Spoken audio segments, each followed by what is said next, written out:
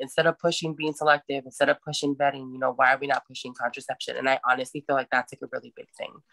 I think that because at the end of the day, it's inevitable to like, you can sit here and tell them all day to your blue in the face. Like, you need to be more selective. You need to make sure that you're doing this. I push the same narrative, like with my siblings, with my girl cousins, like the courting stage, being friends. Cause like I've said before, if you can't be friends, you have no business dating them.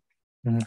And really going through that process. But the reality of it is, in our society, because sex is not something that's valued anymore, it's like important to normalize or revisit or reset the expectation that having protected sex and using the proper contraception is there. So when we talk about, baby mamas or women, vetting their men, okay, cool. If you're going to pick a man and you think that he's great and he's A through Z, but then he tells you that he wants to have unprotected sex, at that point, like, you need to make the decision as the woman, as the gatekeeper, to make sure that you're covering your own bases and you're doing your due diligence. Because if you are a aspiring nurse that is a second year and you have a job and you have all these different things you want to, all these goals you want to reach in life, you're not going to reach them if you're not making that conscious, responsible decision for yourself to ensure that you're on birth control or that he's using protection or that you have it. And so I think that,